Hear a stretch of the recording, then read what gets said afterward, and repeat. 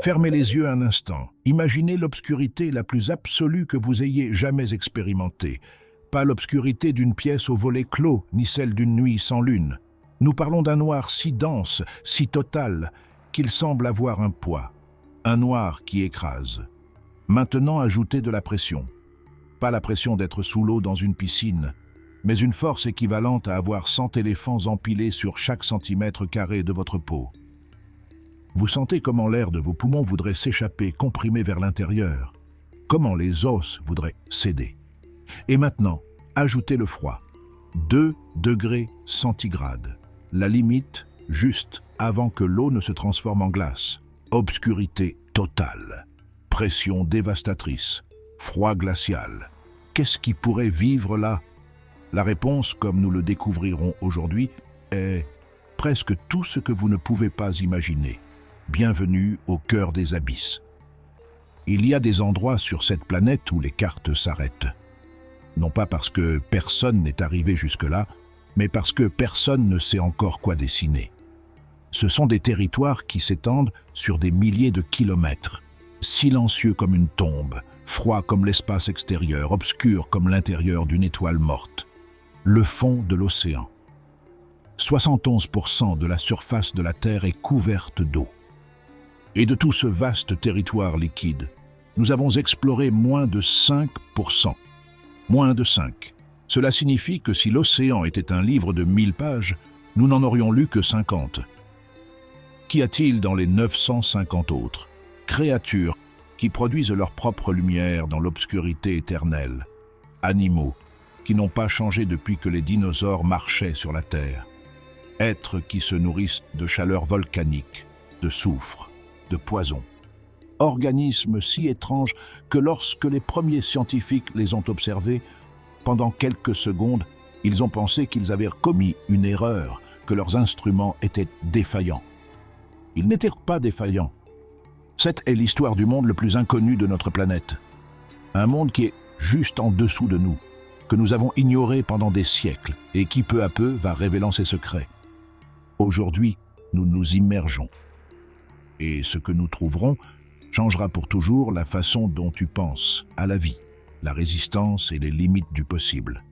Pour entendre l'abysse océanique, d'abord il faut comprendre à quel point il est profond. La fosse des Mariannes, dans le Pacifique occidental, près des îles Philippines, est le lieu le plus profond qui existe à la surface de notre planète. Son point le plus profond, connu comme Challenger Deep, atteint les 10 928 mètres de profondeur. Cela ne l'a pas dit quelqu'un dans un laboratoire en regardant des cartes. L'a mesuré l'Américain Victor Vescovo en 2019, quand il est descendu dans un submersible spécial et a touché, littéralement, le fond du monde. Mais 10 928 mètres est un chiffre difficile à visualiser. Ainsi, faisons quelque chose. Prends le mont Everest, le pic le plus haut de la Terre, 8 848 mètres au-dessus du niveau de la mer. Maintenant, place-le au fond de la fosse des Mariannes. Sa cime resterait submergée sous plus de 2 km d'eau, complètement invisible depuis la surface. Cela est à quel point profond va l'abysse. Et pourtant, l'océan n'est pas un tout homogène. C'est un système de couches, comme un gâteau de plusieurs étages, chacune avec ses propres règles, ses propres créatures, son propre drame. Les premiers 200 mètres, où arrive et encore la lumière solaire, s'appellent zone épipélagique. Ici vivent les poissons que nous connaissons, les requins qui apparaissent dans les informations, les baleines que nous voyons depuis les bateaux. Entre les 200 et les 1000 mètres est la zone mésopélagique, aussi appelée zone crépusculaire. La lumière se filtre faiblement, comme à travers une vitre sale. La pression commence à se faire remarquer. De 1000 à 4000 mètres, la zone bathypélagique. Obscurité totale, température de 4 degrés. Les restes du Titanic reposent ici à 3800 mètres et portent plus d'un siècle sans voir la lumière. Plus au-delà des 4000 mètres, la zone abyssopélagique. Et pour finir, les fosses en elles-mêmes, par-dessous les 6000 mètres, où vivent des créatures qui ne devraient pas exister selon la logique que nous connaissons. L'océanographe Jacques Picard l'un des premiers à descendre au fond de la fosse des Mariannes en 1960, à bord du bathyscaphe Trieste, a décrit ce qu'il a vu comme un paysage lunaire submergé dans une obscurité parfaite. Ils passèrent des décennies avant que quelqu'un ne répète l'exploit. Tout ce que nous allons explorer aujourd'hui arrive dans ce royaume invisible. La zone de lumière, le monde que nous connaissons et ce qui s'y cache. Commençons par le haut. Par l'eau que tu peux voir quand tu ouvres les yeux, en nageant dans la mer. La zone épipélagique semble simple. Il y a de la lumière, il y a des poissons, il y a des algues, mais même ici, à quelques mètres de la surface, l'océan garde des surprises qui passent inaperçues. Tout commence avec quelque chose d'invisible, le plancton. Le mot vient du grec et signifie littéralement « vagabond ». Ce sont les êtres qui se laissent porter par les courants sans pouvoir résister, microscopiques, presque toujours, mais fondamentaux d'une manière qu'on a du mal à comprendre totalement. Imagine ce chiffre. Pour produire 1 kilogramme de thon, la nature a besoin de 10 tonnes de phytoplancton. 10 tonnes. C'est la base de la pyramide alimentaire marine. Sans plancton, il n'y a rien. Il n'y a pas de baleines, pas de requins, pas de thon au supermarché. Le phytoplancton produit également entre 50 et 80% de l'oxygène que nous respirons. Chaque deuxième ou troisième bouffée d'air que tu prends en ce moment a son origine dans des créatures invisibles qui flottent à la surface de l'océan. Et personne ne leur prête attention. Mais il y a quelque chose d'encore plus étrange sur le plancton que la biologie a mis du temps à expliquer complètement. Les floraisons de phytoplancton, ces événements où des millions de microalgues se reproduisent de façon massive à la surface de l'océan, produisent un composé appelé diméthylsulfure.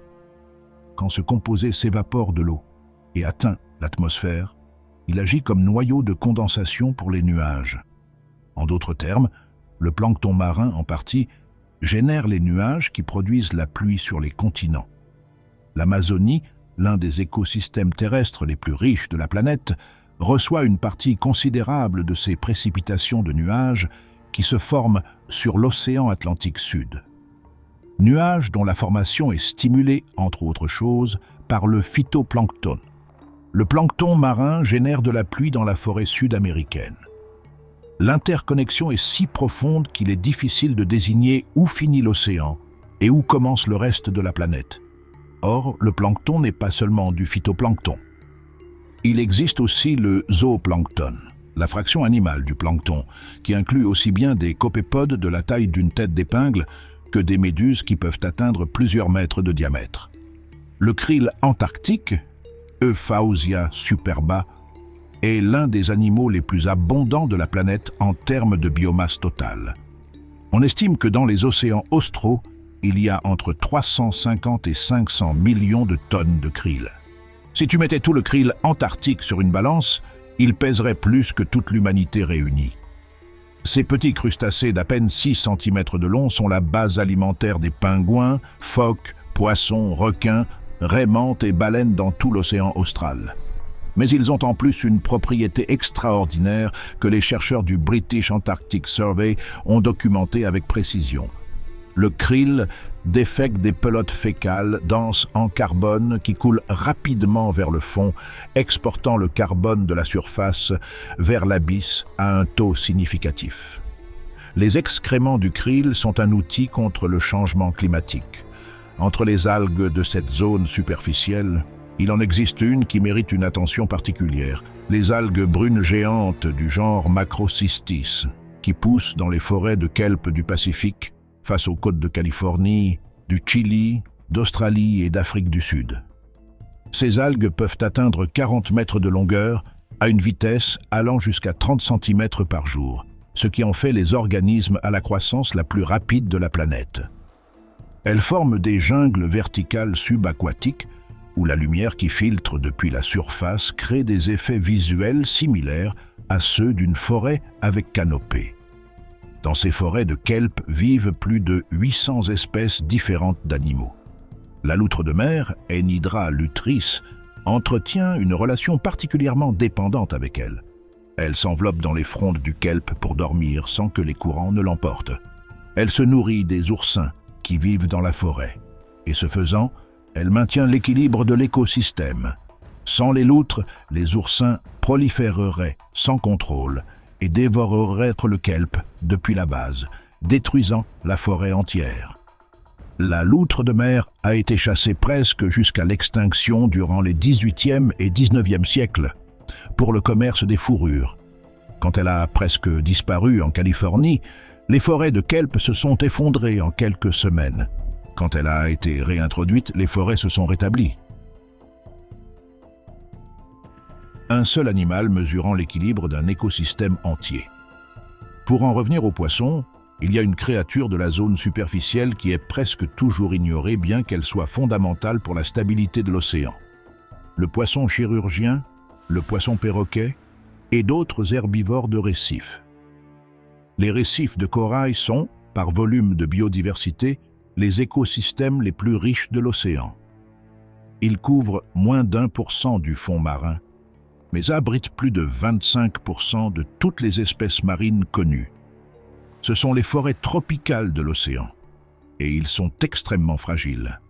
Le corail n'est pas une plante. C'est un animal colonial qui sécrète un squelette de carbonate de calcium. À l'intérieur de ces tissus vit une microalgue symbiotique appelée zooxanthelle, qui, par la photosynthèse, fournit jusqu'à 90% de l'énergie dont le corail a besoin. En échange, le corail fournit à l'algue abri et dioxyde de carbone. Quand l'eau devient trop chaude, la zooxanthelle abandonne le corail ou meurt. Sans elle, le corail perd sa couleur et sa source d'énergie. Il devient blanc, affamé. C'est le blanchissement corallien. Si le stress thermique dure plus de quelques semaines, le corail meurt. En 2016, la Grande Barrière de corail d'Australie a subi le plus grand événement de blanchissement documenté de son histoire, affectant 50% du récif. En 2022, cela s'est reproduit.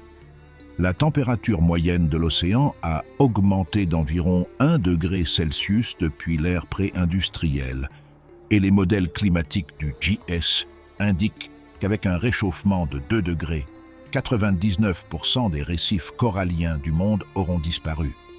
Ils ne se dégradent pas, ils meurent. Ainsi, quand nous pensons à la zone épipélagique, la zone de lumière, la zone que nous voyons depuis la surface, nous ne regardons pas quelque chose de permanent. Nous regardons un écosystème qui est soumis à une pression sans précédent. Et ce qui se passe ici résonne jusqu'au fond de l'abysse. Parmi les requins épipélagiques, en plus du requin-baleine que nous connaissons déjà, il y en a 2 qui méritent plus qu'une mention au passage. Le requin-marteau, Sphyrna lewinii, a une tête qui ressemble à une erreur anatomique, plate, large, en forme de T, avec les yeux aux extrémités. Mais chaque caractéristique de cette tête particulière a une fonction précise. Les yeux situés aux extrémités lui donnent un champ visuel de presque 360 degrés. Il peut voir presque tout autour de lui simultanément, y compris ce qu'il y a au-dessus et en dessous de lui. Mais le plus grand avantage de sa tête aplatie réside dans les organes sensoriels. Les ampoules de Lorenzini, des capteurs électrorécepteurs qui détectent les champs électriques générés par les muscles de ses proies, sont répartis sur une plus grande surface sur la tête du requin-marteau que sur n'importe quel autre requin. Cela lui permet de détecter une raie enfouie sous le sable, invisible et immobile, à plusieurs mètres de distance. C'est comme avoir un détecteur de métaux biologiques intégré dans le front. Les requins-marteaux forment des bancs pendant la journée, parfois de plusieurs centaines d'individus, un comportement très inhabituel chez les requins. La nuit, ils se dispersent pour chasser en solitaire. La fonction de ces bancs diurnes n'est pas encore complètement expliquée, bien que certaines hypothèses suggèrent qu'ils pourraient être liés à l'accouplement ou à l'orientation magnétique. Le requin-marteau est classé comme en danger critique par l'UICN. Ces ailerons sont particulièrement recherchés sur le marché de la soupe d'ailerons de requin. Et la surpêche a réduit ses populations de plus de 80% dans certaines zones de l'Atlantique au cours des 3 dernières décennies. Le requin océanique, Carcharinus longimanus, est peut-être le plus emblématique de l'océan ouvert pélagique, l'océan sans fond visible, où le bleu s'étend à l'infini dans toutes les directions. Pendant des siècles, il fut le requin le plus abondant de l'océan ouvert. Jacques Cousteau l'a décrit dans ses récits comme l'animal qu'il voyait le plus fréquemment lors de ses expéditions en pleine mer. Aujourd'hui, il est en danger critique d'extinction. Ces populations dans l'Atlantique ont chuté de plus de 98% au cours des dernières décennies. 98%. Ce n'est pas une espèce qui est affectée ou sous pression. C'est une espèce qui a été poussée au bord du gouffre en moins d'une génération humaine. Le requin océanique est ce que les écologistes appellent une espèce clé de contrôle descendant. Il régule les populations des bancs de poissons pélagiques. Sans lui, certains poissons moyens prolifèrent sans contrôle et déséquilibrent la chaîne alimentaire vers le bas, réduisant le zooplancton, ce qui à son tour affecte l'absorption de carbone, qui à son tour affecte le climat. Tout est connecté. Perdre un requin en pleine mer, ce n'est pas seulement perdre un requin. C'est altérer le fonctionnement d'un système équilibré depuis des millions d'années. Et il y a encore des gens qui célèbrent quand on en capture un. La zone crépusculaire. Là-haut, la lumière meurt. À 200 mètres sous la surface, quelque chose change. La lumière solaire qui pénétrait dans l'eau commence à s'évanouir. Le bleu brillant se transforme en un bleu plus sombre, puis en gris, puis en quelque chose qui n'a pas de nom dans notre langue. Les couleurs disparaissent une à une, d'abord le rouge, puis l'orange, ensuite le jaune. À cette profondeur, si vous saignez, le sang paraît noir. Nous sommes dans la zone mésopélagique. Cette zone représente 20% des océans du monde. On estime qu'elle abrite entre 10 et 20 milliards de tonnes de biomasse, plus que toute la vie sur Terre ferme combinée. Et pourtant, nous connaissons à peine un faible pourcentage des espèces qui vivent ici. Ce que nous savons en revanche est prodigieux. On calcule qu'il peut y avoir environ 1 million d'espèces inconnues dans cette zone. 1 million. Et chaque année qui passe, les scientifiques en découvrent de nouvelles chaque fois qu'ils parviennent à envoyer un submersible équipé. La première fois que l'on entend cela, il est difficile de réaliser l'ampleur de notre ignorance. C'est ici que commence le grand théâtre de la bioluminescence. 70% des animaux qui vivent dans la zone mésopélagique produisent leur propre lumière. Ce n'est pas un ornement, ce n'est pas une coïncidence évolutive. C'est un outil de survie fondamental. Les animaux l'utilisent pour communiquer, pour trouver un partenaire, pour se camoufler, pour attirer des proies, pour confondre les prédateurs. Le mécanisme est purement chimique. Une molécule appelée luciférine réagit avec une enzyme appelée luciférase. Et le résultat est une lumière froide, sans chaleur. C'est comme une lanterne qui fonctionne sans électricité, produite depuis l'intérieur du corps. Dans ces eaux crépusculaires nagent les poissons lanternes, dont il existe plus de 250 espèces différentes. Leurs corps sont couverts de photophores, des organes spécialisés qui produisent des éclairs de lumière. La disposition de ces lumières varie selon l'espèce et le sexe, comme s'il s'agissait d'uniformes d'identification dans l'obscurité. Durant la journée, les poissons lanternes restent dans les profondeurs. La nuit, ils remontent à la surface pour se nourrir de zooplancton. Cette migration verticale quotidienne est l'un des plus grands mouvements de biomasse sur la planète. Des millions de tonnes de vie montant et descendant selon des cycles parfaits. Et ils sont la nourriture des baleines, dauphins, thons et même des pingouins. Mais la créature la plus fascinante de cette zone crépusculaire ne brille pas. Au contraire, elle est complètement transparente. Le calmar de verre a le corps translucide. Littéralement, vous pouvez voir à travers lui. Quand les premiers biologistes les ont étudiés en profondeur, ils ont mis du temps à comprendre qu'ils ne regardaient pas un animal malade ou blessé. C'était parfaitement normal, c'était parfait pour son environnement. Dans des eaux où il y a une quantité minimale de lumière, être invisible est la meilleure armure possible. Il y a presque 300 espèces de calmars différentes. Le plus connu, bien que peu aient eu la chance ou la malchance de le voir en personne, est le calmar géant, Architeuthis dux, le vrai monstre des profondeurs. Pendant des siècles, les légendes maritimes ont parlé du kraken, une bête à tentacules qui coulait des navires et dévorait les marins. Jules Verne l'a immortalisé dans 20 000 lieues sous les mers. Pendant des années, les scientifiques l'ont traité comme une pure mythologie. Puis des preuves ont commencé à apparaître. Des marques circulaires sur la peau des cachalots, des becs chitineux dans les estomacs de baleines chassées, des morceaux de tentacules de taille impossible échoués sur des plages. Le calmar géant existait. Personne ne l'avait filmé. Jusqu'en 2004, quand des chercheurs japonais ont obtenu les premières images d'un spécimen vivant. En 2012, la même équipe est descendue dans un submersible à 630 mètres de profondeur et en a observé un de près.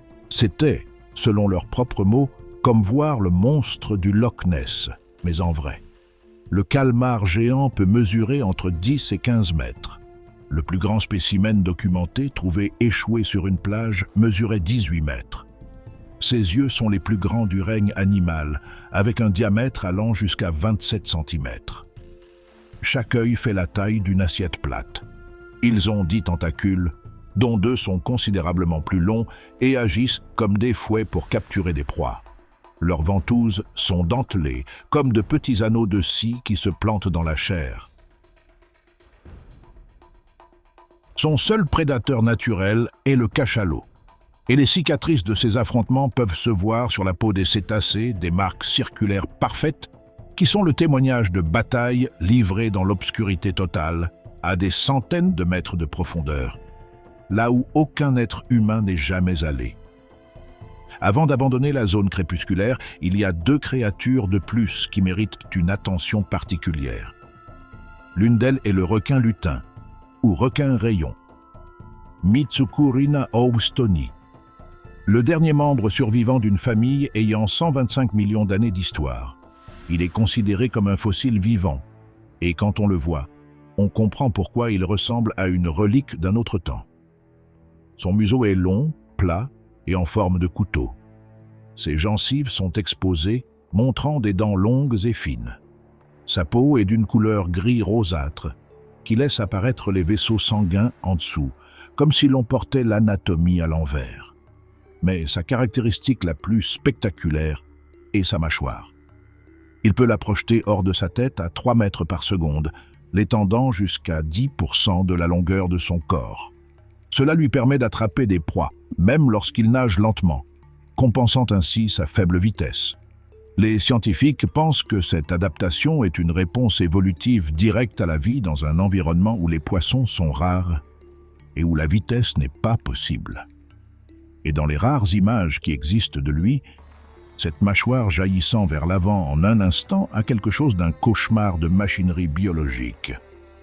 L'autre créature est le coelacanthe, et son histoire est l'une des plus extraordinaires de la biologie.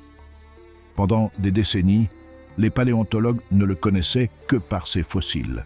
Ils croyaient qu'il avait disparu il y a 65 millions d'années, lors de la même extinction qui a effacé les dinosaures.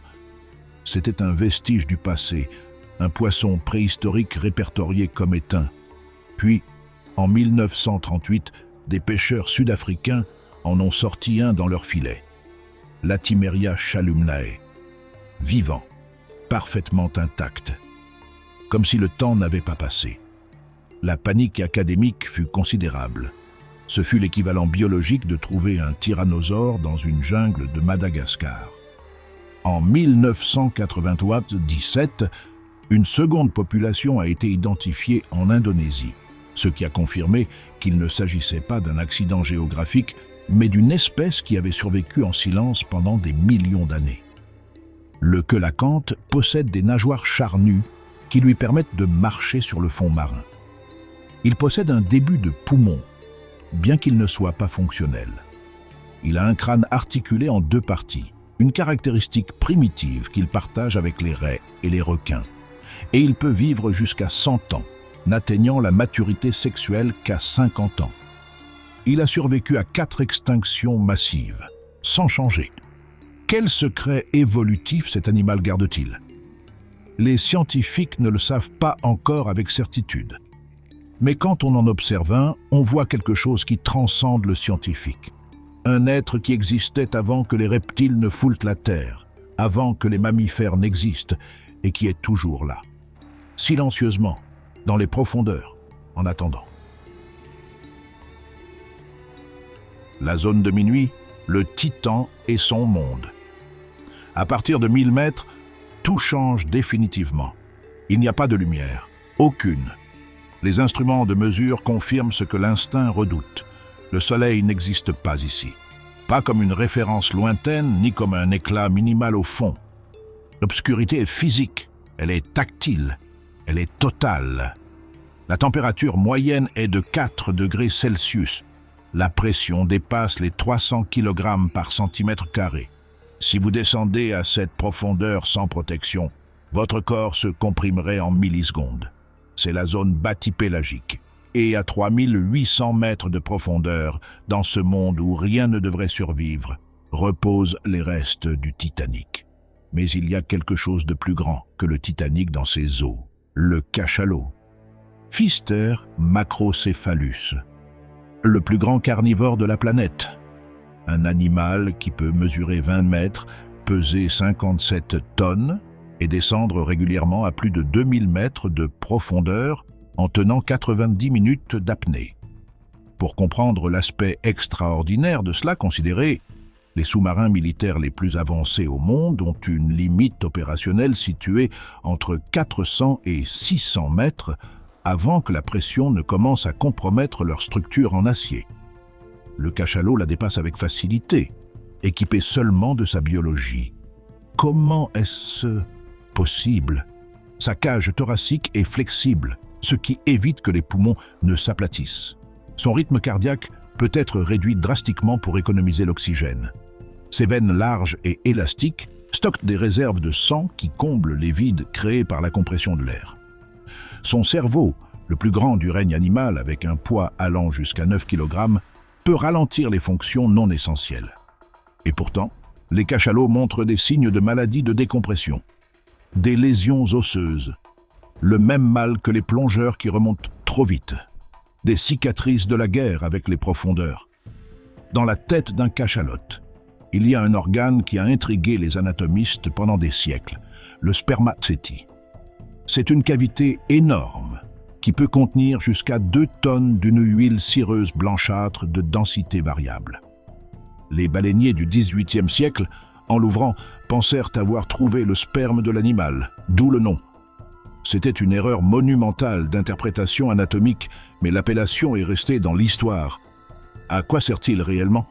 L'hypothèse la plus solide, défendue par des chercheurs de l'université d'Aarhus au Danemark, propose que le spermacétie fonctionne comme un système de contrôle de flottabilité d'une précision extraordinaire.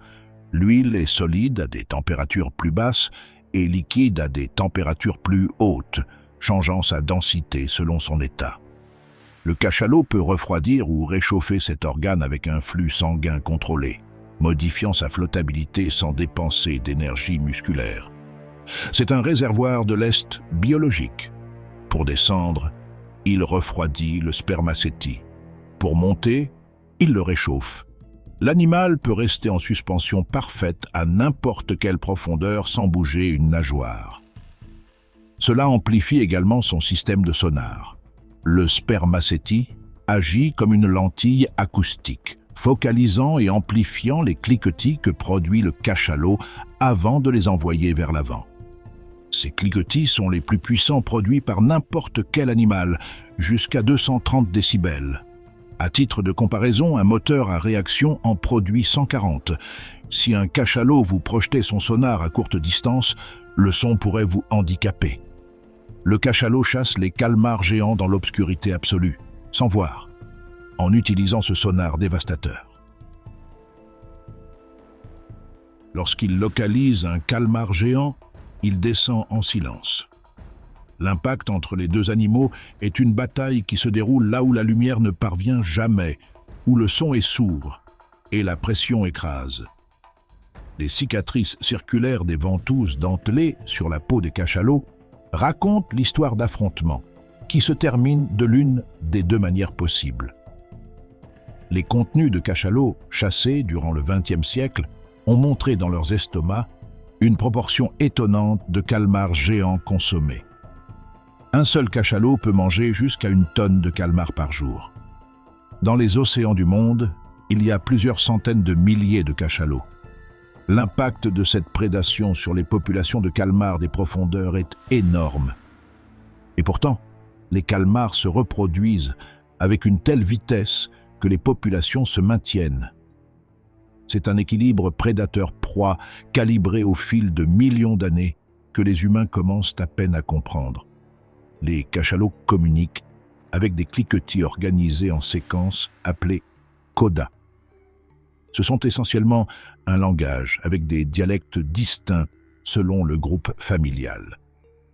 Les chercheurs du projet CETI, le Cetacean Translation Initiative, une collaboration scientifique qui a débuté en 2020 utilisant l'intelligence artificielle pour analyser les enregistrements de codas de cachalots, ont documenté plus de 10 000 codas distincts dans les Caraïbes orientales.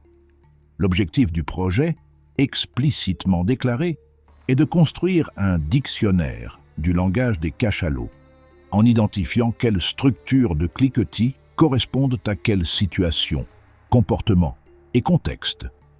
Ce n'est pas de la science-fiction, c'est de la bioacoustique de pointe appliquée avec des outils de traitement de données qui auraient été impossibles il y a 10 ans. Ce que ces chercheurs ont trouvé jusqu'à présent, c'est que les codas ont une structure combinatoire, des unités de base de cliquetis qui se combinent selon des règles, produisant des séquences avec des significations apparemment distinctes. C'est, dans une certaine mesure, analogue à la façon dont les syllabes se combinent en mots et les mots en phrases. Si le projet CETI parvient à ces conclusions, nous pourrions avoir la première traduction réelle, bien que partielle, du langage d'un autre animal. Un autre cétacé qui habite ces eaux plus profondes et qui est l'un des animaux les moins connus de la planète malgré sa grande taille, est le Mésoplodon de travers, ou baleine à bec de travers, Mésoplodon traversii. Son nom vient d'Henry Travers, le naturaliste qui a trouvé les premiers fragments de cette espèce en 1872, sur l'île de Pitt, en Nouvelle-Zélande, mais sous forme de fragments de mâchoire. Ce n'était pas un animal complet, c'était un morceau d'os sur une plage. Pendant plus d'1 siècle, l'espèce a été connue exclusivement par ce matériel fragmentaire. Personne n'en avait jamais vu de vivant. Aucune observation en mer n'avait jamais été documentée. Le 4 juillet 2010, le corps d'une femelle adulte et de son petit se sont échoués sur une plage de Nouvelle-Zélande. C'était la première fois que l'on voyait un spécimen complet. Les scientifiques arrivés sur les lieux ont mis du temps à l'identifier, car l'animal était si méconnu qu'il n'existait même pas de photographie de référence pour comparer. Jusqu'à ce moment-là, seuls 6 exemplaires avaient été documentés dans toute l'histoire, tous fragmentaires. On sait que ces animaux sont des plongeurs extraordinaires, capables de descendre à des profondeurs de 3000 mètres. Ils passent environ 3 heures en apnée avant de remonter respirer pendant plusieurs minutes. Ils vivent dans les mers du Sud, une zone que les navires humains traversent rarement. Ce n'est pas qu'ils soient rares, c'est qu'ils sont si discrets, vivent dans des zones si reculées et plongent si profondément qu'ils ne croisent tout simplement jamais les humains. Le Mésoplodon de travers nous rappelle qu'il existe de grands animaux de plusieurs mètres de long qui peuvent traverser le monde en passant complètement inaperçus pendant des générations entières. Si nous ignorons cela à propos d'un animal de plusieurs mètres, que nous manque-t-il d'autre? Le bestiaire de l'abysse, les créatures qui ne devraient pas exister. À plus grande profondeur, les règles changent. La pression n'est plus seulement un problème physique. C'est le paramètre central qui définit toute l'anatomie, toute la physiologie, toute la stratégie de survie des êtres qui habitent ici. Et les résultats sont, de notre point de vue, profondément perturbateurs. La baudroie abyssale, Melanocetus johnsoni, est probablement la créature qui vient en premier à l'esprit quand quelqu'un dit « monstre des profondeurs ». La femelle peut atteindre les 20 cm. Elle a une bouche énorme, remplie de dents longues, fines et transparentes qui peuvent se replier lorsqu'elle avale sa proie. Elle possède un abdomen extrêmement extensible qui lui permet d'avaler des proies faisant le double de sa longueur. Ses yeux sont petits et recouverts par une fine couche de peau, pratiquement inutile dans l'obscurité totale. Et la lumière sur son nez, produite par des bactéries bioluminescentes en symbiose, est le piège. Mais le plus extraordinaire est l'histoire du mâle. Le mâle de la baudroie abyssale est minuscule, à peine 3 cm. Il n'a pas le leurre lumineux, il n'a pas la bouche énorme avec des dents, il n'a pas le ventre extensible. Quand il naît, son unique but biologique est de trouver une femelle. Et dans l'obscurité totale à 2000 mètres de profondeur, sans repère, sans lumière, sans courant clair à suivre, c'est statistiquement presque impossible. Mais l'évolution a trouvé une solution. Le mâle a un sens de l'odorat extraordinairement développé. Les phéromones qu'émet la femelle se dispersent dans l'eau et le mâle les détecte à des centaines de mètres de distance. Il suit la trace chimique avec une précision qui ferait l'envie d'un limier. Quand il trouve la femelle, il s'y attache avec ses dents, et alors se produit quelque chose sans précédent dans le règne animal. Ils fusionnent. Leur système circulatoire se connecte, leurs tissus s'unissent. Le mâle perd ses propres organes, un par un, ses yeux, son appareil digestif, même une grande partie de son cerveau, jusqu'à ce que ce qu'il reste ne soit guère plus qu'un sac de sperme attaché en permanence au corps de la femelle. Les biologistes appellent cela le parasitisme sexuel, bien que fusion reproductive soit un terme plus précis.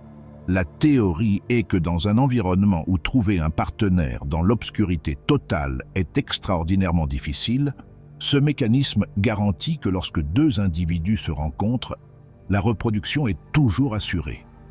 Une femelle peut porter jusqu'à 8 mâles, attachés simultanément. Le chercheur Ted Peach, de l'Université de Washington, a consacré des décennies à l'étude des poissons de profondeur, et lorsqu'il a décrit pour la première fois en détail le parasitisme sexuel de la baudroie abyssale, il a souligné ce qui est peut-être le plus déconcertant de tout. Le système immunitaire de la femelle, normalement conçu pour attaquer tout tissu étranger, ne rejette pas le mâle.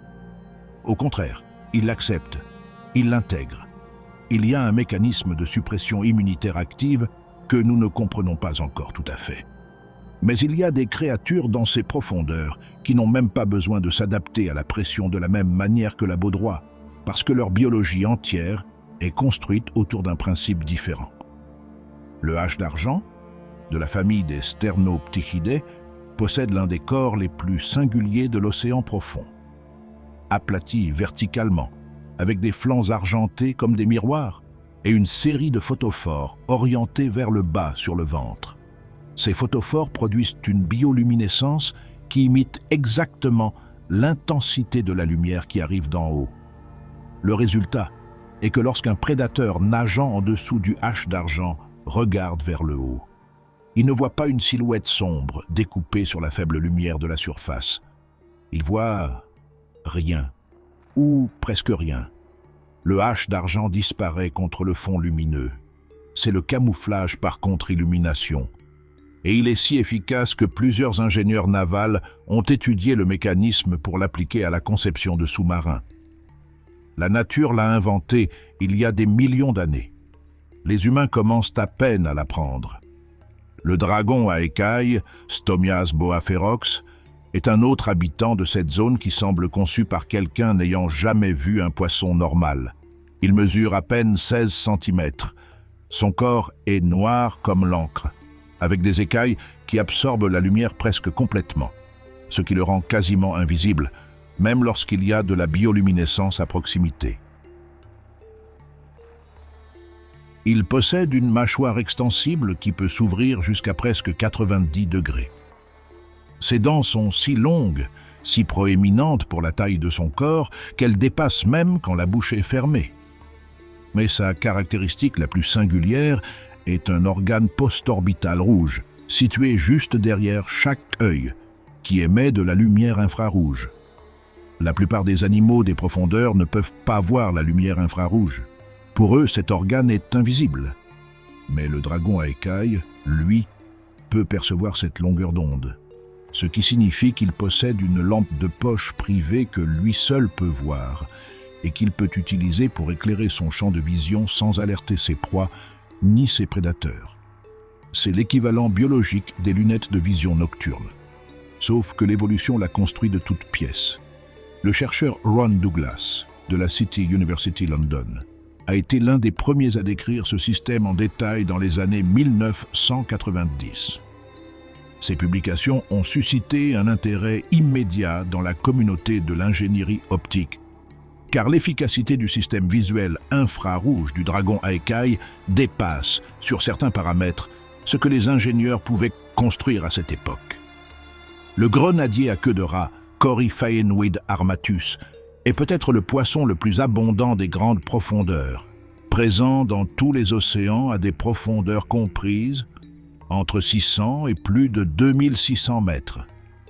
Il possède la grosse tête et les yeux exorbités que nous connaissons déjà comme des caractéristiques habituelles des poissons abyssaux. Mais ce qui le rend remarquable, c'est sa longévité extraordinaire. Il peut vivre plus de 75 ans. Comment le savons-nous? Grâce aux otolithes, les osselets de l'oreille interne des poissons, qui forment des anneaux de croissance annuelle similaires à ceux des arbres. En comptant ces anneaux, les chercheurs du British Antarctic Survey ont déterminé que certains grenadiers à queue de rat capturés accidentellement dans des chaluts profonds avaient plus de 70 ans.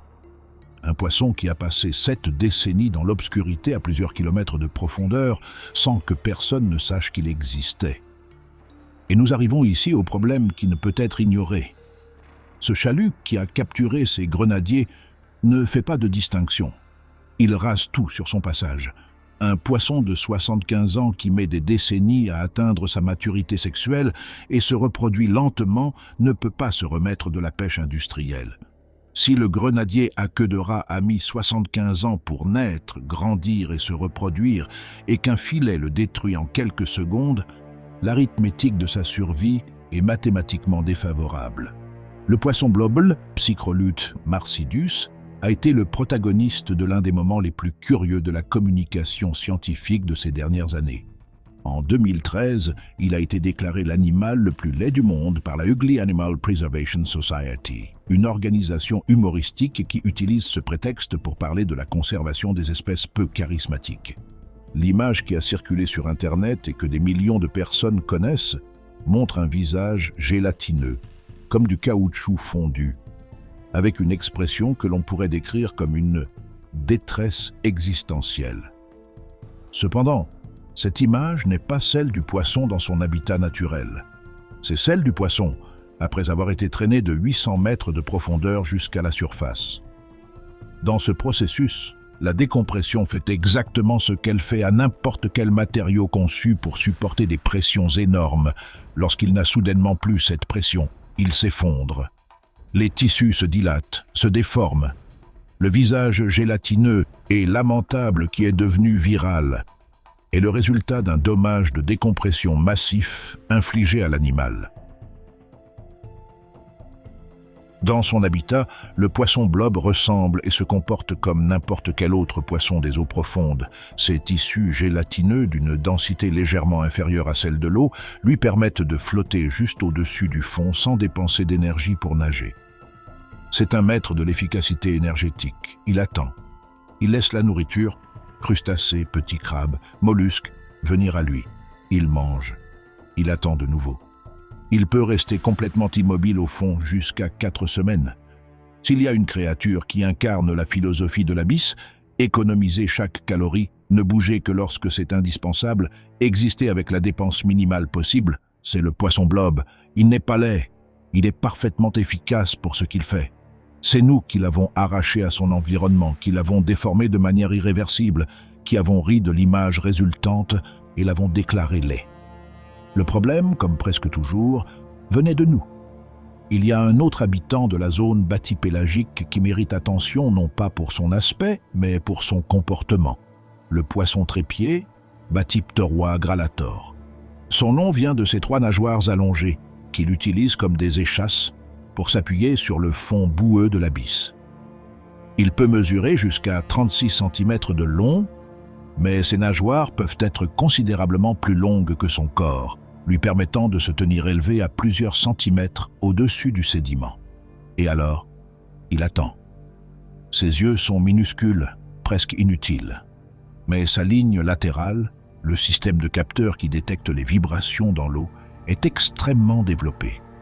Toujours orienté contre le courant, le poisson trépied utilise ce système pour détecter le moindre mouvement d'eau produit par de petits crustacés qui passent à proximité. Ce qui semble être une posture immobile et passive est en réalité un piège de patience. Ce qui est extraordinaire chez cet animal, documenté par les chercheurs du Monterey Bay Aquarium Research Institute, c'est qu'il peut passer des heures ou même des jours dans cette même position, appuyé sur ses nageoires, orienté contre le courant sans bouger, dans l'obscurité totale, par un froid de 2 degrés, à plusieurs kilomètres de profondeur, en attendant. Les colosses, quand l'abysse se déplace. Ce ne sont pas toutes les créatures qui habitent l'abysse qui sont petites, étranges ou invisibles. Certains des plus grands animaux de la planète effectuent des visites régulières dans les profondeurs, descendant de la surface vers un monde que la plupart des créatures de leur taille ne pourraient jamais supporter. L'éléphant de mer du Sud, Virunga leonina, passe une bonne partie de sa vie dans l'eau, effectuant des immersions qui peuvent atteindre les 2000 mètres de profondeur. Il reste sous l'eau entre 20 minutes et 2 heures. Les mâles peuvent mesurer 4 mètres et peser 2 tonnes. Mais les femelles, plus petites, sont en réalité de meilleures plongeuses en termes d'efficacité.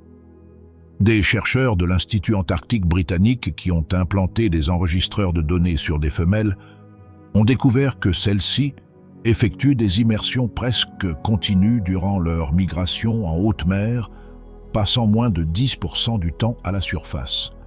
En mer, ils ne se reposent pratiquement pas. Comment fait un mammifère pour plonger pendant des heures sans respirer? La clé réside dans l'hémoglobine et la myoglobine. L'hémoglobine transporte l'oxygène dans le sang. La myoglobine le stocke dans les muscles. Les éléphants de mer ont des concentrations de ces 2 protéines qui dépassent plusieurs fois celles des humains. Leur sang, proportionnellement au poids corporel, est environ 2 fois plus abondant que le nôtre. Et ce sang peut stocker suffisamment d'oxygène pour plus d'1 heure de plongée intense. De plus, pendant la plongée, leur rythme cardiaque chute de 90 pulsations par minute à seulement 4 ou 5. Le sang se redistribue loin des muscles non essentiels et se concentre dans le cœur et le cerveau. Leur rate, qui chez les éléphants de mer est un organe de stockage de globules rouges, se contracte pendant la plongée, libérant une réserve supplémentaire de cellules riches en hémoglobine directement dans le flux sanguin. C'est comme si l'animal activait un mode d'urgence énergétique pour chaque immersion, puis le désactivait en revenant à la surface. Des recherches plus récentes du Centre des mammifères marins de Californie ont révélé quelque chose d'encore plus surprenant. Les éléphants de mer dorment pendant qu'ils plongent. Sur le trajet de descente et de remontée, leur activité cérébrale montre des modèles similaires au sommeil REM. Ils sont littéralement en train de rêver à 1000 mètres de profondeur. Mais il y a un animal qui fait paraître même l'éléphant de mer modeste. La baleine bleue, Balaenoptera musculus, l'être vivant le plus grand ayant jamais existé dans l'histoire de la Terre. Plus grand que n'importe quel dinosaure connu, plus lourde que les titanosaures du Crétacé. Elle peut dépasser les 30 mètres de longueur Elle peut peser jusqu'à 200 tonnes.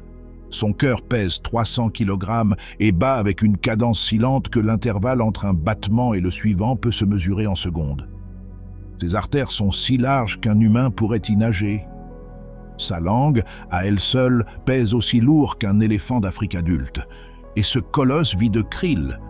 Elle peut consommer jusqu'à 4 tonnes de krill par jour. Le paradoxe est brutal. L'animal le plus grand jamais vu sur Terre survit grâce à des animaux de la taille d'un trombone.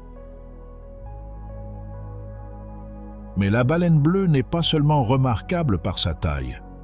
Ses comportements alimentaires sont l'une des prouesses physiques les plus extraordinaires du règne animal. Lorsqu'elle se prépare à se nourrir, la baleine bleue accélère. Une créature pesant jusqu'à 200 tonnes qui en quelques secondes passe d'une nage paisible à des pointes de vitesse allant jusqu'à 11 km/h, la bouche grande ouverte. À ce moment-là, l'eau pénètre dans sa bouche avec une force équivalente à celle d'une petite rivière. Les plis ventraux se déploient et le volume de la cavité buccale peut en arriver à égaler le volume du corps même de la baleine. C'est comme si elle doublait sa taille en un instant. Des chercheurs de l'Université de Colombie-Britannique, dirigés par le biologiste marin Jeremy Goldbogen, ont équipé des baleines bleues de capteurs d'accélération et de caméras et ont découvert quelque chose de surprenant. Cette fente, comme on appelle techniquement l'acte d'engloutir, consomme tellement d'énergie qu'elle n'est rentable que lorsque la concentration de krill dépasse un certain seuil minimal. S'il y a peu de krill, la baleine ne mange pas. Non pas parce qu'elle n'a pas faim, mais parce que la dépense énergétique de la fente dépasserait l'énergie obtenue. Elle possède un seuil de densité minimale de proie en dessous duquel la chasse n'en vaut tout simplement pas la peine. C'est un calcul énergétique automatique et inconscient que la nature a perfectionné au fil de millions d'années. La diminution du krill antarctique provoquée par le réchauffement océanique ne réduit pas seulement la nourriture disponible pour les baleines bleues. Elle crée des situations où la densité de krill tombe en dessous de ce seuil minimum de rentabilité, ce qui oblige la baleine à chercher davantage, à dépenser plus d'énergie et à puiser dans ses réserves de graisse. Une baleine bleue qui ne grossit pas suffisamment avant l'hiver ne peut pas achever sa migration vers les zones de reproduction. Et une baleine bleue qui ne se reproduit pas est une opportunité perdue pour une espèce qui a déjà été menée au bord de l'extinction. La voix de la baleine bleue est le son biologique le plus puissant enregistré parmi les êtres vivants. Ces appels à basse fréquence, entre 10 et 40 Hz, sont plus une vibration qu'un son pour l'oreille humaine. Ils peuvent voyager à travers des bassins océaniques entiers sur des milliers de kilomètres, en se dégradant très lentement dans l'eau.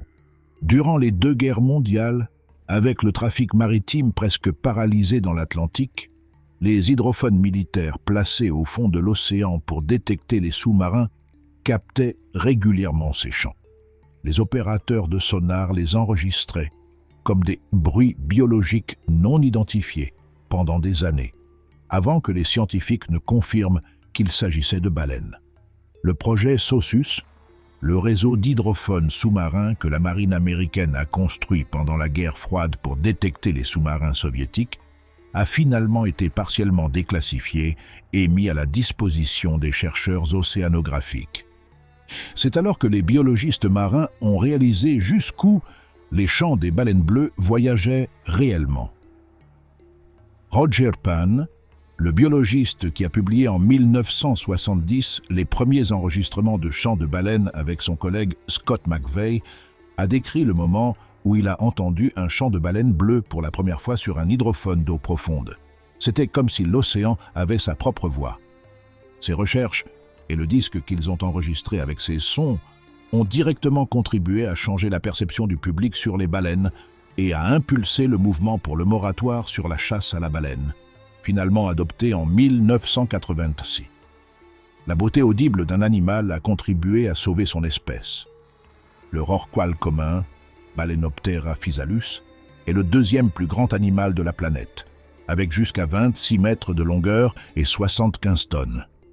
Il possède une caractéristique unique parmi tous les animaux du monde.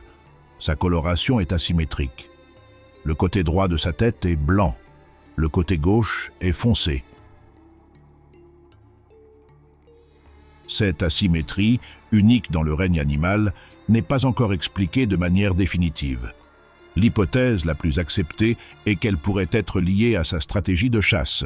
Lorsqu'il encercle des bancs de poissons en tournant vers la droite, son côté blanc pointe vers les proies et peut les éblouir ou les confondre, facilitant ainsi la capture.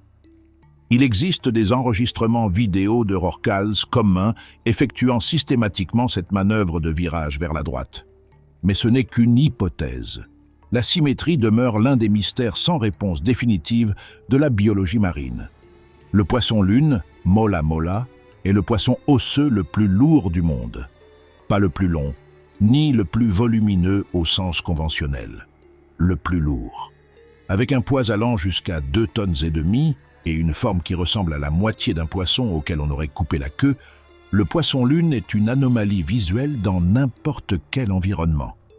Sa nageoire dorsale et sa nageoire anale sont symétriques et longues, ce qui lui donne une hauteur de nageoire à nageoire pouvant dépasser les 4 mètres, soit plus que la longueur de son corps. Il nage en déplaçant ses nageoires latéralement, comme un pendule, lentement, sans hâte, et il transporte une quantité absurde de parasites. Des chercheurs du laboratoire d'océanographie et d'écologie côtière du Portugal ont documenté jusqu'à 40 espèces différentes de parasites sur un seul spécimen de poisson-lune. 40 espèces vivant sur et à l'intérieur d'un seul animal. C'est pourquoi le poisson-lune recherche régulièrement les stations de nettoyage dans les récifs, où de petits poissons comme les labres ou les poissons papillons lui retirent les parasites de la peau. Et quand cela ne suffit pas, il remonte à la surface, agite ses nageoires pour attirer les goélands et les sternes et les laisse se nourrir également de ces parasites depuis le haut. Il possède un protocole de nettoyage avec 2 prestataires différents, poissons et oiseaux, qu'il utilise selon la disponibilité. Ce n'est pas un simple comportement instinctif. Cela nécessite d'apprendre quand et où aller chercher des nettoyeurs, de se souvenir de l'emplacement des stations de nettoyage et d'adapter son comportement selon celle qui est la plus accessible à chaque instant. Le poisson-lune, qui ressemble à une galette flottante avec des yeux, a une vie sociale et spatiale plus complexe que ce que l'on imaginait. Il naît d'un œuf d'à peine 1 millimètre et il gagne du poids à raison d'un demi-kilogramme par jour. Pour atteindre 2 tonnes, il lui faut 4000 jours de croissance soutenue, soit plus de 11 ans. L'augmentation proportionnelle de poids de la naissance à l'âge adulte est d'environ 60 millions de fois son poids initial. C'est le changement d'échelle relative le plus extrême du règne animal. Les fumeurs noirs, là-haut la vie défie tout. Jusqu'ici, tout ce que nous avons vu suivait, en termes généraux, la logique fondamentale de la vie sur Terre. Vous avez besoin d'énergie solaire pour que la vie existe. La chaîne alimentaire commence avec le soleil. Plancton photosynthétique. Petits herbivores, carnivores, plus grands. Et ainsi de suite. Mais dans les profondeurs de l'océan, il y a des endroits où cela n'est pas vrai, où la vie existe sans une seule particule de lumière solaire, sans photosynthèse, sans rien de ce que nous avons appris à l'école comme étant indispensable. Ce sont les sources hydrothermales, les fumeurs noirs, les cheminées du fond de la mer. Elles se forment là où 2 plaques tectoniques se séparent. La fissure résultante expose le magma à l'eau de mer.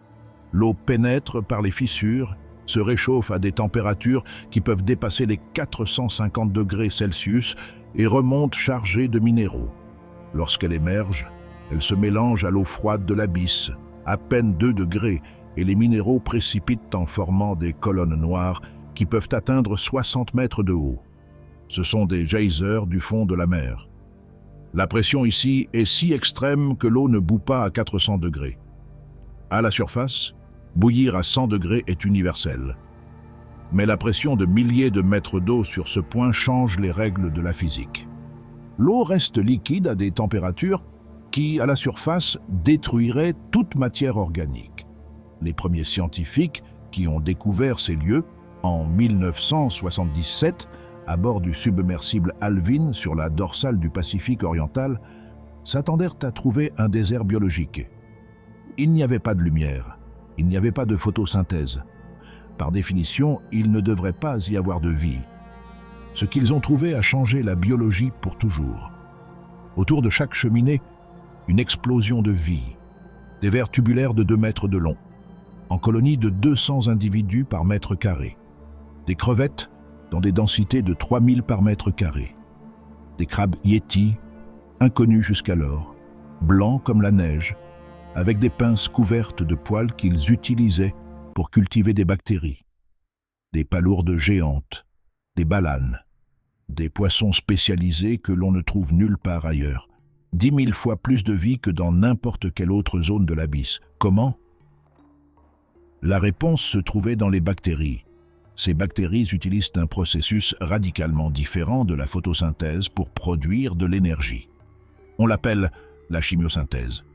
Au lieu d'utiliser la lumière solaire pour convertir le dioxyde de carbone en matière organique, elles utilisent l'énergie chimique du sulfure d'hydrogène émis par les cheminées.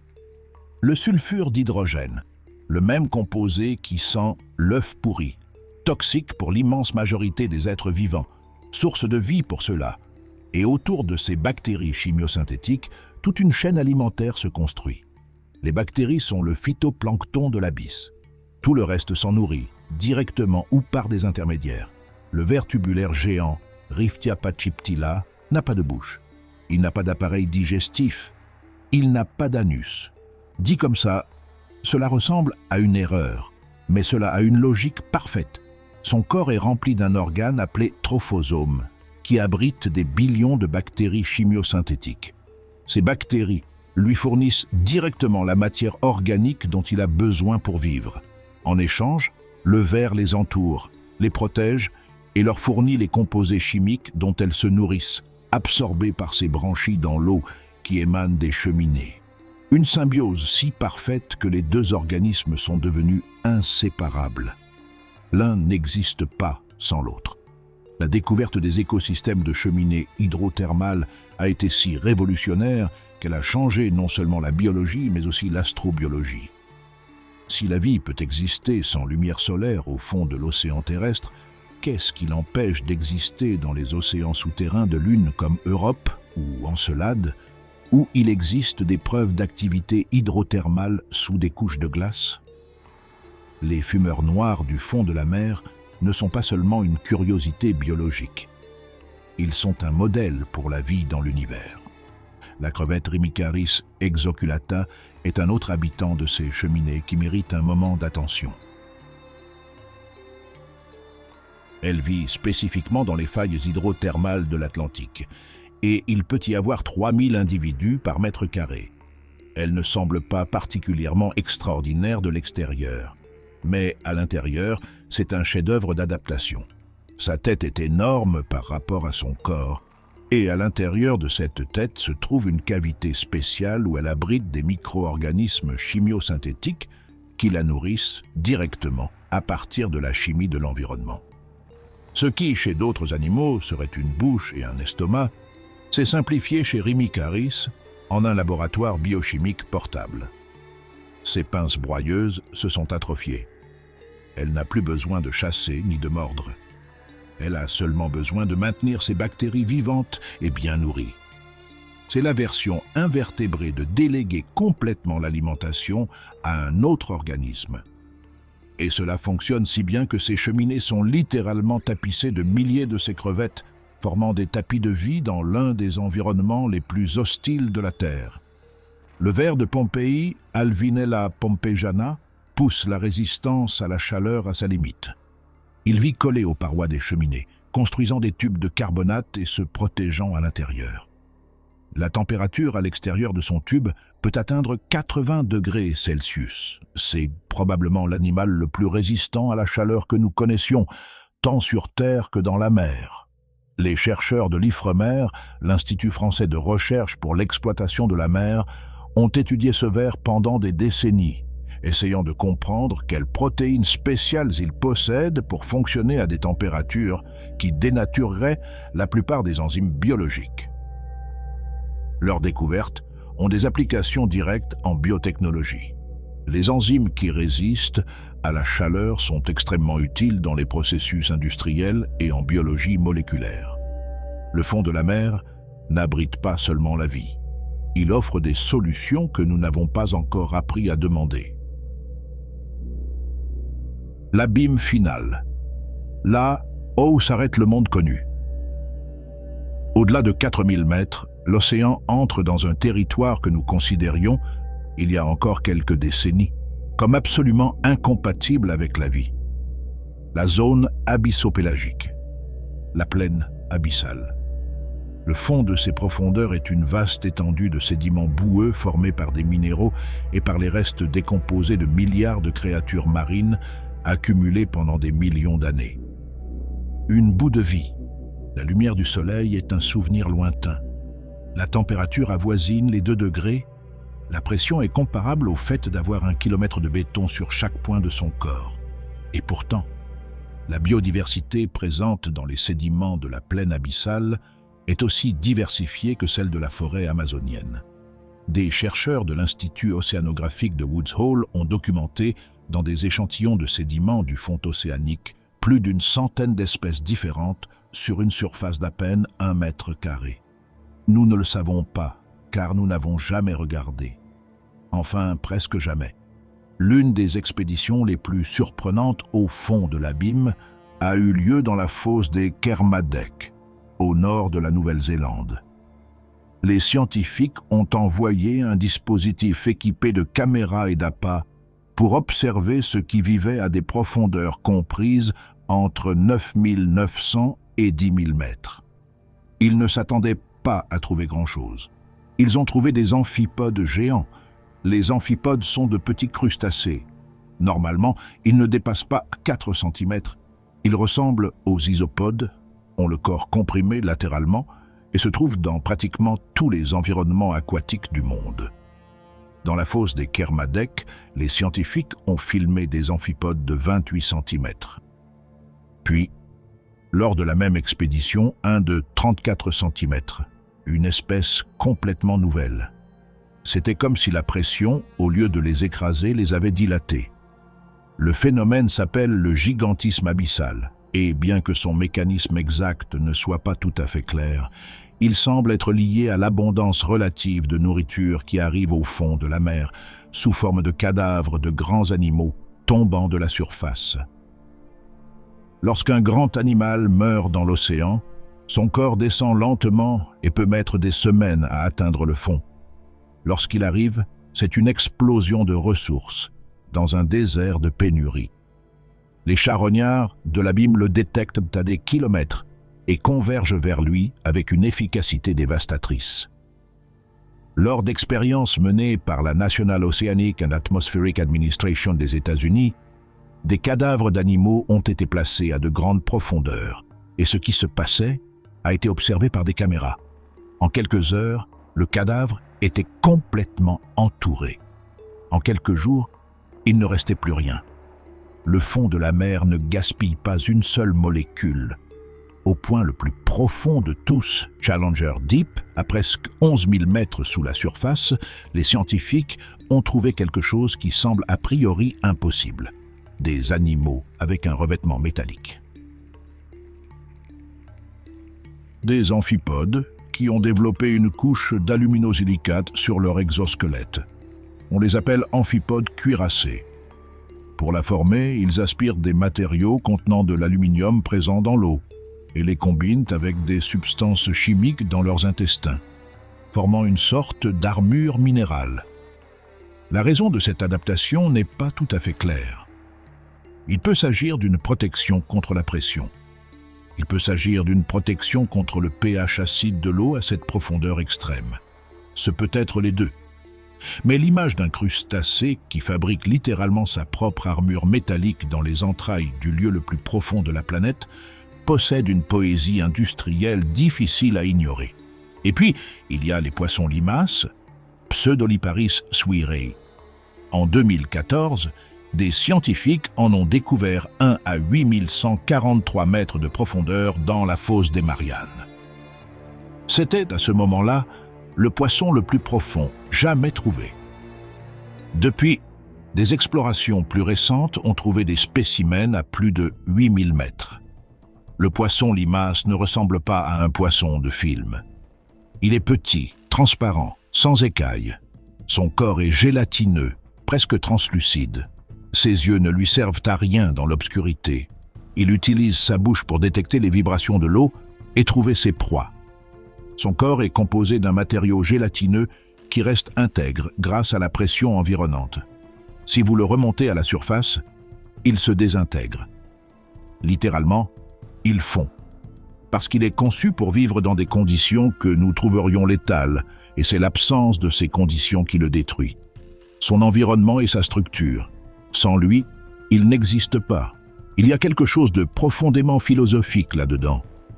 Il faut s'arrêter ici un instant et se demander quelque chose. Pourquoi avons-nous mis si longtemps? Nous avons la technologie spatiale. Nous avons envoyé des sondes vers la ceinture d'astéroïdes. Nous avons photographié des planètes à des milliards de kilomètres. Nous avons atterri sur la Lune il y a plus d'un demi-siècle.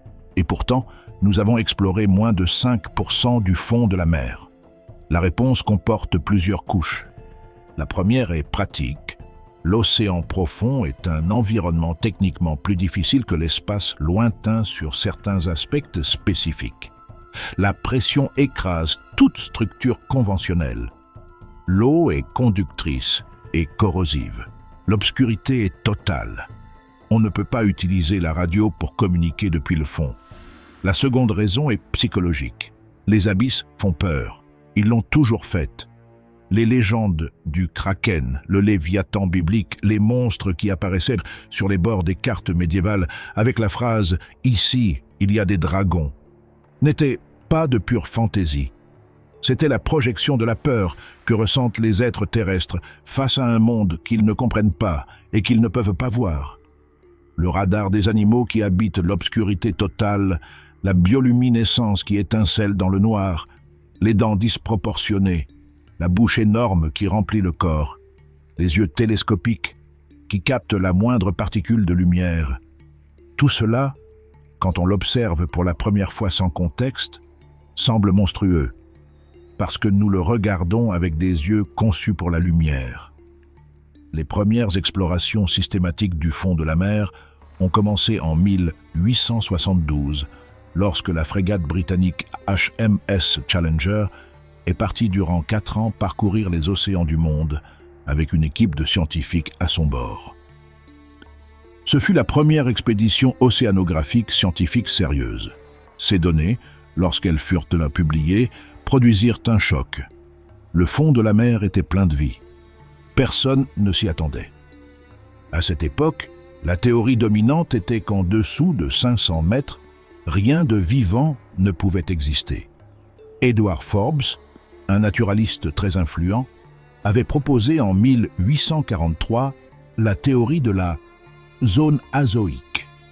L'idée que l'océan profond était, littéralement, une zone sans vie. Le Challenger a prouvé que Forbes avait tort, mais la réaction face à cette démonstration ne fut pas une célébration de la découverte. Ce fut d'abord de l'incrédulité, puis graduellement de l'étonnement. Et finalement, quand les spécimens arrivèrent dans les musées, la peur que les anciennes légendes avaient tenté d'articuler trouva, pour la première fois, des formes réelles sur lesquelles se projeter. Le monstre n'était plus imaginaire. Il était simplement étrange. Et nous, les êtres humains, avons une tendance ancienne et documentée à craindre davantage l'étrange que le dangereux. Une question que tout le monde se pose en découvrant les créatures de l'abysse est: pourquoi la pression ne les écrase-t-elle pas? La réponse réside dans la composition cellulaire. Les organismes des grandes profondeurs ont développé des membranes cellulaires enrichies en acides gras insaturés, particulièrement ceux que nous connaissons sous le nom d'oméga 3. Ces acides gras sont plus flexibles que les saturés, ce qui empêche les membranes de devenir rigides ou de se rompre sous la pression extrême. Des chercheurs de la Scripps Institution of Oceanography de San Diego ont démontré que cette adaptation est directement corrélée à la profondeur de chaque espèce. Plus un animal vit profondément, plus la proportion d'acides gras insaturés dans ses membranes est élevée. Mais la pression n'affecte pas seulement les membranes, elle affecte les protéines. Une pression élevée peut modifier la forme tridimensionnelle des protéines, ce qui les rend inefficaces ou directement toxiques pour l'organisme. Les animaux des profondeurs résolvent cela d'une manière élégante. Ils produisent des molécules stabilisatrices, comme l'oxyde de triméthylamine, qui protègent les protéines de l'effet de la pression en les maintenant dans leur forme fonctionnelle. Cette molécule augmente en concentration de façon directement proportionnelle à la profondeur de vie de l'animal.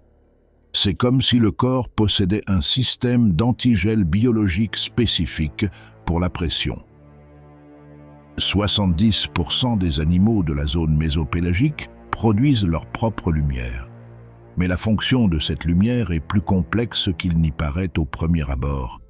Les scientifiques distinguent au moins 4 fonctions différentes. Première, communication intraspécifique. Les motifs lumineux des poissons lanternes varient, selon l'espèce et le sexe, fonctionnant comme des signaux de reconnaissance dans l'obscurité.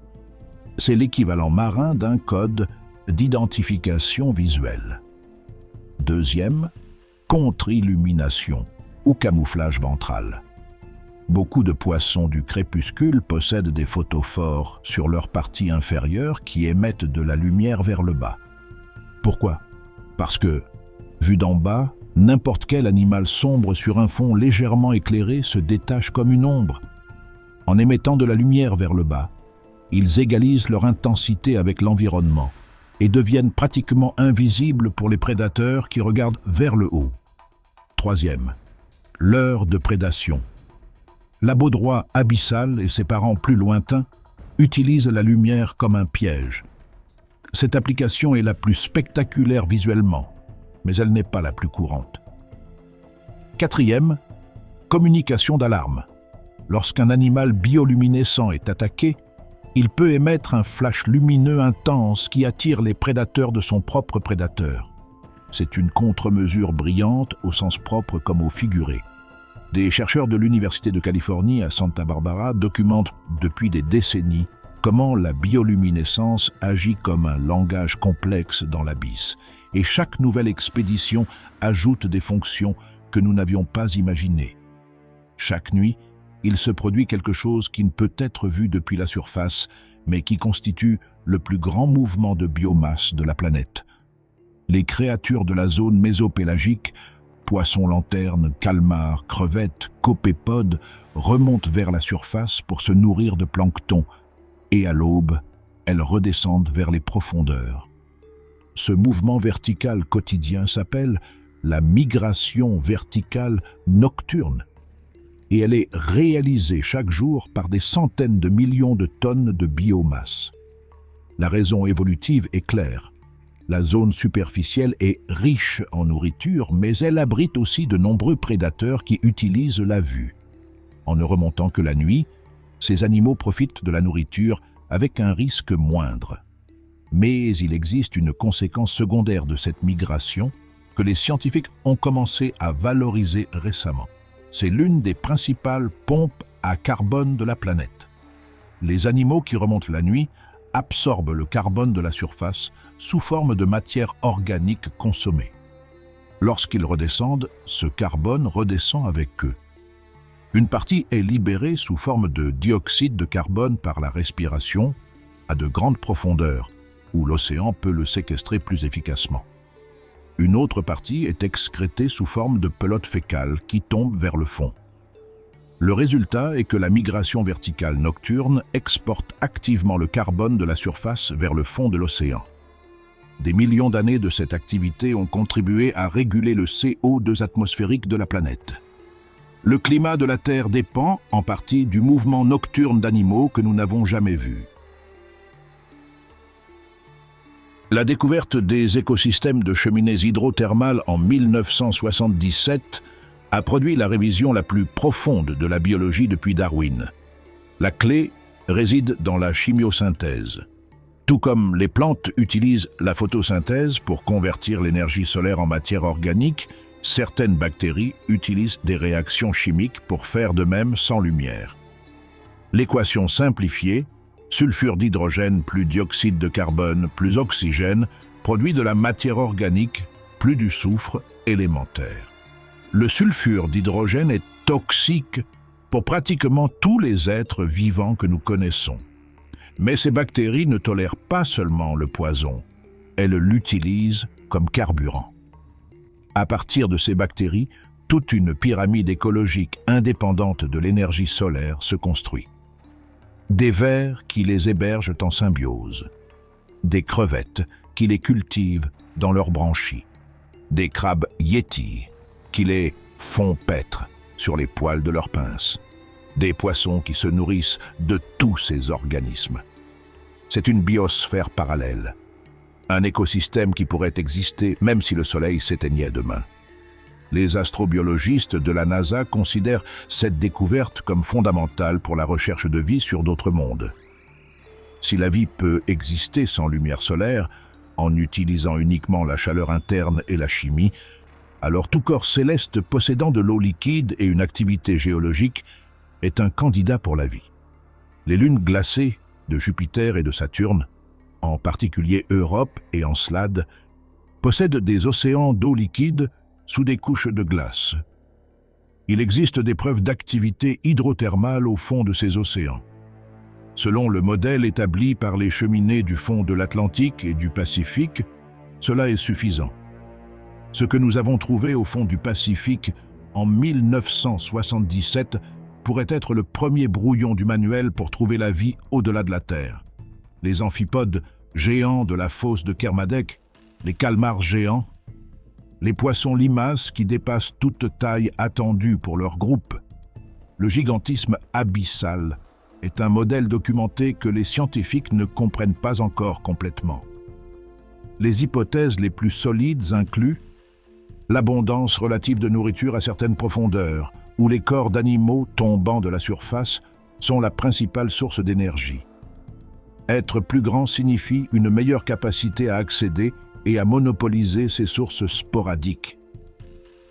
Les températures froides de l'abysse réduisent le métabolisme, ce qui peut permettre aux organismes de vivre plus longtemps et donc de croître davantage. La pression peut avoir des effets directs sur la croissance cellulaire chez certains groupes, bien que les mécanismes exacts fassent encore l'objet de recherches. Ce qui est clair, c'est que le gigantisme abyssal n'est pas une anomalie accidentelle, mais un modèle adaptatif qui apparaît dans des groupes taxonomiques très différents sous des conditions similaires. Cela suggère une solution convergente. Des lignées évolutives distinctes trouvant indépendamment la même réponse aux mêmes défis. L'évolution, une fois de plus, parvient aux mêmes conclusions. Les découvertes récentes. L'océan continue de surprendre. En mai 2023, le navire de recherche Falkor du Schmidt Ocean Institute a achevé une expédition au large des côtes du Chili et du Costa Rica qui a produit l'un des catalogues de nouvelles espèces les plus impressionnants de la dernière décennie. En un seul voyage, ils ont documenté plus d'une centaine de nouvelles formes de vie et ont cartographié un total de 52 777 km² de fonds marins auparavant inconnus. Ils ont trouvé le mont sous-marin le plus haut jamais documenté dans cette région, qu'ils ont nommé Solito, avec 3530 mètres de hauteur. Pour mettre cela en perspective, il dépasse de 4 fois la hauteur de l'édifice le plus haut du monde actuel, le Burj Khalifa de Dubaï. Et nous l'avions ignoré pendant toute l'histoire de la civilisation humaine. Javier Selanes, directeur de l'expédition, l'a exprimé sans détour. La quantité de créatures dans les zones profondes et peu explorées est ahurissante. Les groupes comme les éponges sont hallucinants. Parmi les espèces trouvées, un calmar-fouet, rarissime, photographié à peine à 105 mètres de profondeur. Un poisson rouge brillant qui utilise ses nageoires comme s'il s'agissait de mains pour marcher sur le fond. des éponges en forme de toile d'araignée, des coraux en spirale qui n'avaient jamais été documentés, des colonies d'organismes si organisées, selon les mots des chercheurs eux-mêmes, qu'elles semblent venir d'une autre planète. Dans une autre expédition, cette fois au large du Costa Rica, au moins 4 nouvelles espèces de poulpes ont été documentées sur une zone de 100 000 carrés, 2 d'entre elles vivant près de sources hydrothermales dans une posture particulière, le corps recroquevillé, les tentacules et les ventouses vers l'extérieur. Les scientifiques pensent que cette posture sert de signal d'avertissement aux prédateurs.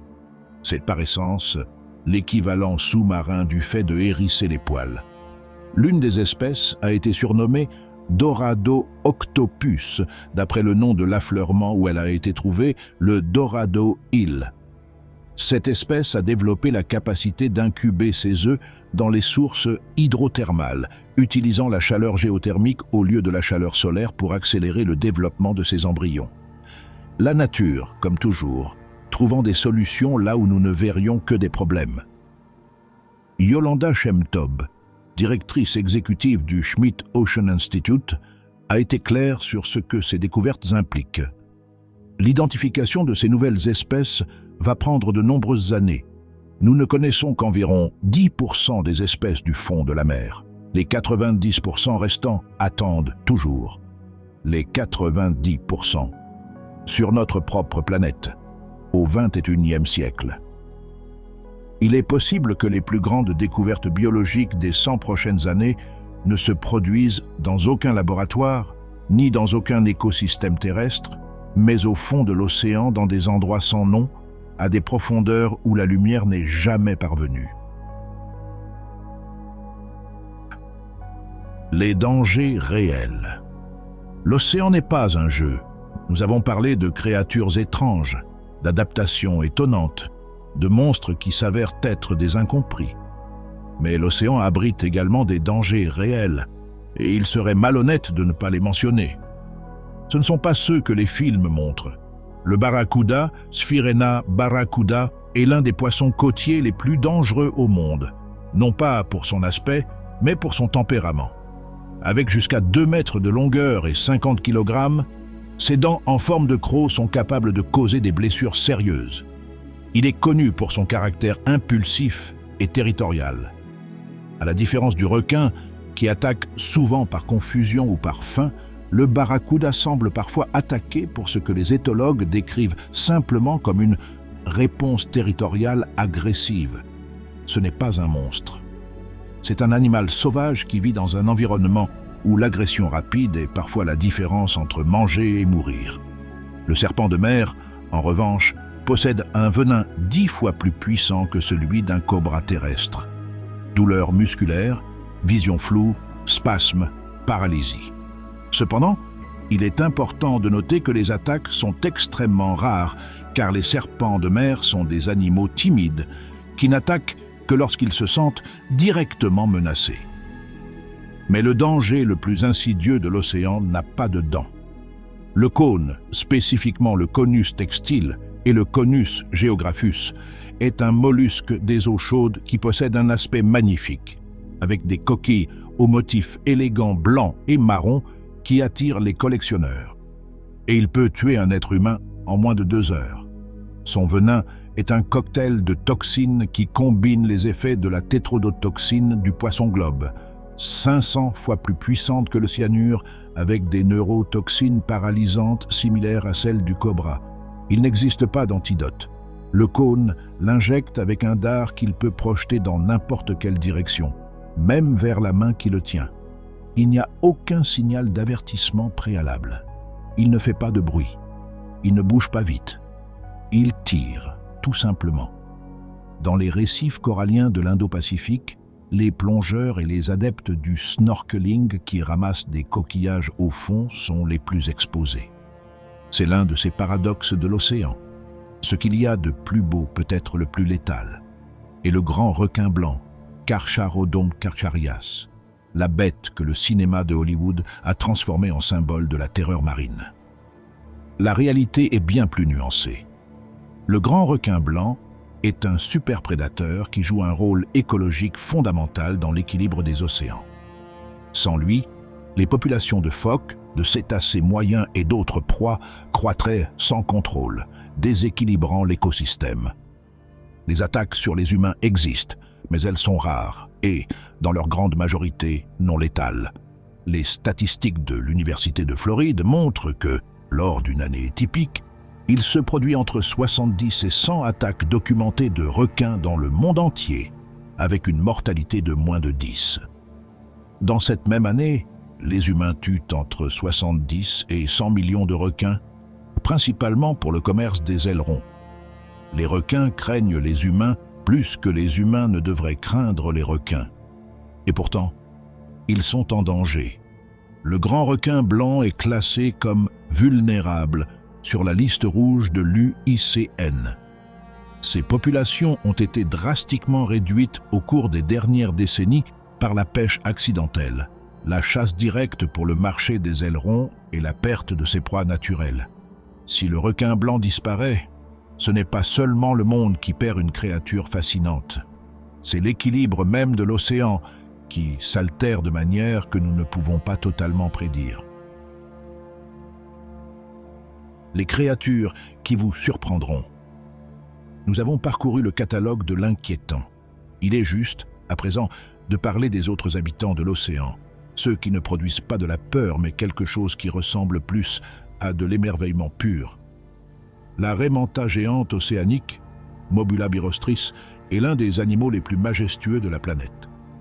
Avec une envergure allant jusqu'à 7 mètres et un poids de 3 tonnes, elle plane à travers l'eau comme un oiseau en vol lent. Son dos noir et son ventre blanc forment un motif unique chez chaque individu, comme une empreinte digitale. Dans les années 90, des chercheurs de l'Université du Queensland en Australie ont réalisé une expérience simple. Ils ont placé un miroir face à une raie manta et ont observé sa réaction. Au lieu d'attaquer l'intrus, la raie a commencé à effectuer des mouvements répétitifs devant le miroir, bougeant ses nageoires, pivotant. Des comportements que les éthologues interprètent comme une reconnaissance potentielle de soi-même. Seuls quelques animaux ont réussi ce test du miroir, les grands singes, les dauphins, les éléphants et apparemment les raies manta géantes. Dans les zones appelées stations de nettoyage, des secteurs du récif où de petits poissons labridés attendent, les raies manta s'approchent, restent presque immobiles et permettent à ces minuscules poissons de nettoyer les parasites de leur peau et de leurs branchies. Parfois, elles font la queue, attendant patiemment. Le géant attendant le petit, l'alliance la plus improbable de l'océan. Les dauphins méritent un chapitre à part. Ils ont fasciné les humains pendant toute l'histoire enregistrée. Les Grecs les peignaient accompagnant les navires. Les natifs hawaïens les considéraient comme les gardiens de la mer. La science les étudie depuis des décennies et continue de découvrir des capacités qu'elle n'attendait pas. Les dauphins possèdent un répertoire vocal compris entre 20 et 14 signaux individualisés, avec des variations d'intensité, de structure et de durée qui permettent une communication véritablement complexe. De récentes recherches du laboratoire de recherche navale des États-Unis ont suggéré que les dauphins peuvent développer des noms individuels, des tons de sifflement uniques que chaque individu utilise pour s'identifier lui-même et que les autres reconnaissent.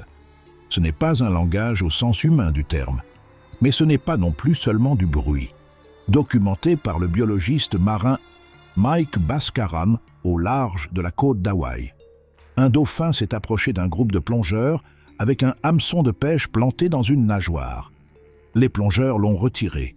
Le dauphin a attendu, a laissé les humains l'aider, puis est reparti. La raison pour laquelle cette histoire importe n'est pas le sauvetage en soi. C'est la décision du dauphin de chercher de l'aide auprès d'une autre espèce.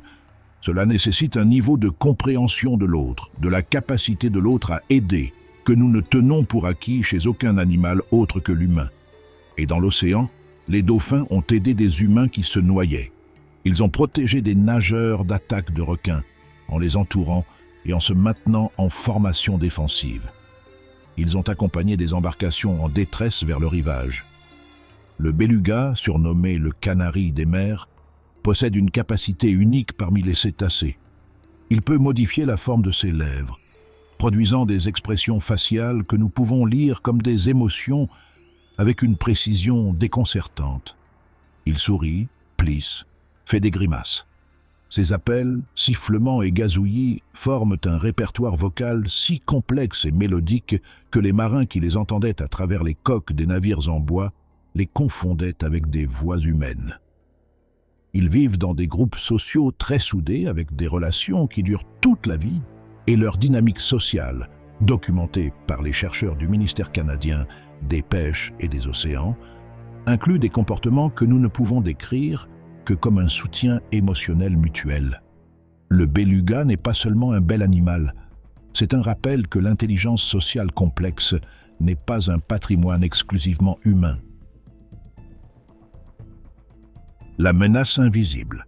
Ce que nous faisons à l'abysse, tout ce que nous avons vu aujourd'hui, existe dans un équilibre extraordinairement fragile. Et cet équilibre est en train d'être perturbé. En 2019, l'explorateur Victor Vescovo, celui-là même qui a établi le record d'immersion dans la fosse des Mariannes à 10 928 mètres, a trouvé au fond du point le plus profond de l'océan un sac plastique et des fragments de microplastique, dans l'endroit le plus inaccessible de la Terre, sans lumière, sans chaleur, sous une pression à laquelle aucun humain ne peut survivre. Du plastique. Chaque année, entre 8 et 10 millions de tonnes métriques de plastique entrent dans l'océan. Ils s'accumulent dans de grands gyres océaniques, comme la grande plaque de déchets du Pacifique, qui contient en son cœur des concentrations de microplastique allant jusqu'à 80 kg par kilomètre carré d'eau. Ces fragments s'infiltrent à chaque niveau de la chaîne alimentaire. Le zooplancton les consomme en les confondant avec de la nourriture. Le poisson lanterne qui se nourrit de zooplancton les accumule. Le thon qui se nourrit de poissons lanterne les concentre. La baleine bleue les filtre par tonnes d'eau. Des recherches de l'UICN ont documenté des microplastiques dans le contenu stomacal de 90% des oiseaux marins analysés, dans le corps des tortues, des dauphins, des baleines, dans le foie de poissons d'eau profonde qui n'ont aucun contact direct avec la surface. Les microplastiques ne sont pas inertes. Ils se comportent comme des éponges pour les polluants chimiques, concentrant des pesticides, des retardateurs de flammes, des perturbateurs endocriniens. Lorsque les animaux les ingèrent, ces composés entrent dans leurs tissus. Le chalutage profond est un autre problème qui passe fréquemment inaperçu dans le débat public. Les filets de chalut descendent jusqu'à des centaines et, dans certains cas, plus de 1000 mètres, raclant le fond marin et détruisant en quelques heures ce que la nature a mis des décennies à construire.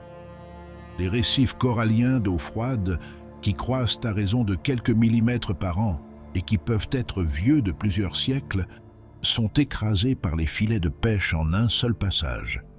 Le chalutage profond détruit plus d'habitats marins que toute autre activité humaine. Et la majeure partie de ce qu'il capture, ce qu'on appelle les prises accessoires, retourne à l'eau sans vie. Les explorations sismiques à la recherche de pétrole et de gaz envoient des explosions sonores à basse fréquence qui voyagent sur des milliers de kilomètres sous l'eau. Le cachalot qui chasse en utilisant son sonar peut se retrouver temporairement sourd. Les cétacés qui s'échouent sur les plages après avoir été désorientés présentent souvent des dommages auditifs cohérents avec une exposition à ces explosions. Et l'exploitation minière sous-marine, une industrie qui en est à ses débuts, mais qui possède déjà des licences d'exploration approuvées dans plusieurs pays pour le fond de la zone économique exclusive du Pacifique, promet d'extraire des nodules de manganèse riches en métaux du lit marin. Les études d'impact environnemental disponibles suggèrent que la destruction des écosystèmes de fond serait complète et essentiellement permanente à l'échelle de temps humaine. Tout cela sur un fond où les scientifiques qui étudient la biodiversité de l'abysse répètent constamment la même phrase. Nous découvrons de nouvelles espèces plus vite que nous ne pouvons les nommer. la question qui surgit inévitablement est: sommes-nous en train de détruire des écosystèmes dont nous ignorons même l'existence? La réponse, en toute honnêteté scientifique, est que c'est probablement le cas. Mais il existe des raisons d'être optimiste.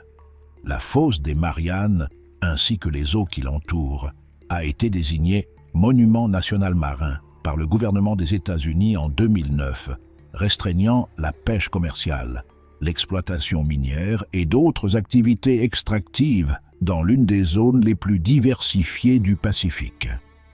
Le corridor marin de Salas y Gomez-Nazca, cette chaîne de monts sous-marins au large des côtes du Chili, dont l'exploration en 2023 a révélé plus de 100 nouvelles espèces, est actuellement promue par des scientifiques et des conservateurs pour être désignée comme aire marine protégée internationale.